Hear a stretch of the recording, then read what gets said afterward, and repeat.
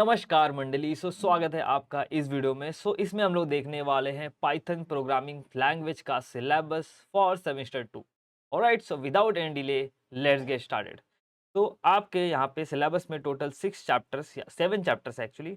उसके पहले यहाँ पे एक चैप्टर है प्री रिक्विजिट्स, यानी कि आपको पाइथन प्रोग्रामिंग लैंग्वेज स्टार्ट करने से पहले क्या क्या चीज़ें आना चाहिए। तो इसके अंदर आपको पढ़ना है algorithms, flow charts and pseudo codes, यानी कि किसी भी प्रॉब्लम को सॉल्व करने से पहले क्या आपका अप्रोच रहेगा, राइट। तो उसके लिए अलग अलग अप्रोचेस होते हैं, जैसे कि अल्गोरिदम्स कोई कोई बनाता है, कोई कोई फ्लो चार्ट यूज़ करता है, कोई कोई यूज़ करता है सूडो कोड। तो ये आपको पढ़ना है, ठीक है। अब उसके बाद उसका आपका प्रॉब्लम सॉल्विंग स्किल्स कैसा है उसके ऊपर भी आपको सोचना पड़ेगा, क्योंकि कोई भी आपको प्रॉब्लम दिया जाता है, जब कोई भी प्रोग्राम सॉल्व करने के लिए दिया जाता है, तो उसके लिए ऐसा नहीं कि आप डायरेक्टली उस पर कूद पड़ो, राइट।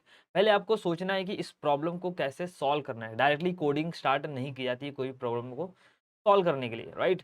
तो इस चैप्टर में हम लोग ये सारी चीज़ें सीखेंगे। उसके बाद आता है इंट्रोडक्शन टू पाइथन। इसमें हम लोग बहुत ही बेसिक चीज़ें सीखने वाले हैं पाइथन में, जैसे डेटा टाइप्स क्या होता है, वेरिएबल्स क्या होते हैं, ठीक है।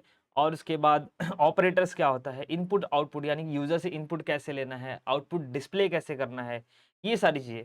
उसके बाद इसके अंदर कुछ और डेटा टाइप्स आते हैं, एडवांस डेटा टाइप पाइथन के, जैसे कि लिस्ट आता है, टपल आता है, सेट आता है, डिक्शनरी आता है। ऑलराइट, इनका भी हम लोग यहाँ पे पूरा पूरा डिटेल में पढ़ने वाले हैं इनको। फिर इसके बाद हम लोग सिंटैक्स पढ़ेंगे, यानी कि इसका जो सिंटैक्स है जो पाइथन का सिंटैक्स है वो सी लैंग्वेज से कैसे डिफरेंट है। और मैं ये बता दूं, पाइथन जो लैंग्वेज है वो एकदम मतलब बहुत ही ईजी है। सी और सी प्लस प्लस अगर आपने कभी पढ़ा रहेगा तो ये आपको बहुत ही ईजी जाने वाला है, ठीक है। उसके बाद आता है कंट्रोल फ्लो, थर्ड चैप्टर में आएगा कंट्रोल फ्लो एंड फंक्शंस। इसके अंदर बेसिकली आप पढ़ोगे इफ एल्स, ठीक है, लूप। तो दो लूप होता है, फॉर लूप, व्हाइल लूप।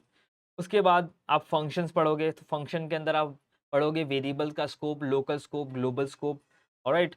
उसके बाद आता है आपका फाइल हैंडलिंग। फाइल हैंडलिंग यानी कि फाइल से आप डेटा को रीड कैसे करोगे, फाइल में डेटा को राइट कैसे करोगे, फाइल को ओपन कैसे करोगे, फाइल को क्लोज कैसे करोगे।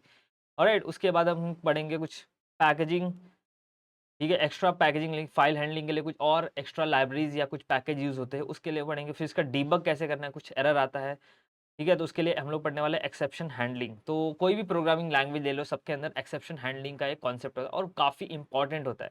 जब आप एक्चुअल प्रोजेक्ट्स बनाते हो ना, तो वहाँ पे एक्सेप्शन हैंडलिंग काफ़ी काम आता है। ऑलराइट। उसके बाद हम लोग यहाँ पे पढ़ने वाले हैं कि आप पैकेजेस अपने खुद के लाइब्रेरीज पाइथन में कैसे बना सकते हो, क्रिएटिंग पाइथन पैकेजेस या मॉड्यूल्स, राइट, या फिर एग्जीक्यूटेबल फाइल्स कैसे बना सकते हो। उसके बाद हम लोग यहाँ पे पढ़ेंगे ऑब्जेक्ट ओरिएंटेड प्रोग्रामिंग। अगर आपने सी प्लस प्लस पढ़ा रहेगा कभी, तो उसमें ऑब्जेक्ट ओरिएंटेड प्रोग्रामिंग आता है, जावा में ऑब्जेक्ट ओरिएंटेड प्रोग्रामिंग आता है। तो इसमें भी पाइथन में भी ऑब्जेक्ट ओरिएंटेड प्रोग्रामिंग का कॉन्सेप्ट है। ऑलमोस्ट कॉन्सेप्ट वही है जो बाकी लैंग्वेजेस में होते हैं, लेकिन पाइथन में थोड़े मोड़े सिंटैक्स का यहाँ पे डिफरेंस होगा। तो इसमें क्लासेस पढ़ेंगे, ऑब्जेक्ट्स पढ़ेंगे, इनहेरिटेंस पढ़ेंगे, इनकैप्सुलेशन पढ़ेंगे, पॉलीमॉर्फिज्म पढ़ेंगे, राइट। ये सारी चीज़ें इसके अंदर हम लोग पढ़ने वाले हैं। फिर इसके बाद इनहेरिटेंस में भी सिंगल, मल्टीपल और मल्टी लेवल इनहेरिटेंस आ जाएगा आपका। फिर आ जाता है आपका एडवांस पाइथन कॉन्सेप्ट, जिसमें हम लोग बेसिकली रेगुलर एक्सप्रेशन पढ़ने वाले हैं, पैटर्न मैचिंग, रेजेक्स होता है जो बेसिकली उसका यूज़ करने वाले हैं। इसका यूज़ काफ़ी कंडीशनल लॉजिक में काफ़ी ज़्यादा यूज़ होता है।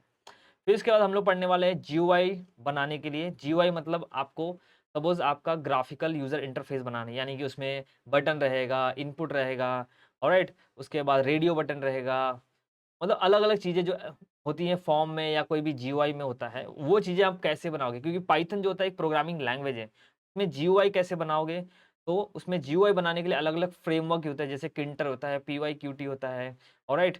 तो अलग अलग फ्रेमवर्क्स यूज होते हैं, तो इसमें हम लोग वो फ्रेमवर्क यूज़ करके जीयूआई बनाएँगे बेसिकली। उसके बाद अलग-अलग पाइथन लाइब्रेरीज़ है, काफ़ी फेमस लाइब्रेरी है, जैसे कि नमपाई। इसका यूज़ होता है न्यूमेरिकल, आपको कंप्यूटेशन या कैलकुलेशंस करना हो तो नमपाई यूज़ होता है।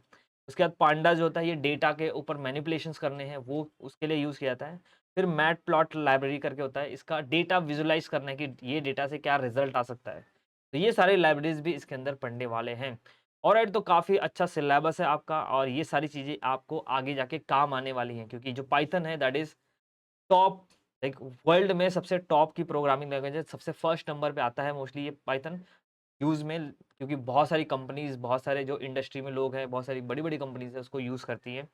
ऑलराइट, तो आप सोचो इसका यूज़ क्या है? अब अभी तो एआई आ गया है, एमएल आ गया है, राइट? तो एआई एमएल में भी पाइथन का ही मोस्टली यूज़ होता है आजकल। ऑलराइट, तो काफ़ी अच्छा सिलेबस है, आपको सीखने काफ़ी चीज़ें मिलने वाली हैं। तो इसी के साथ इस वीडियो को हम लोग एंड करते हैं, फिर मिलते हैं नेक्स्ट वीडियो में। Till then bye bye.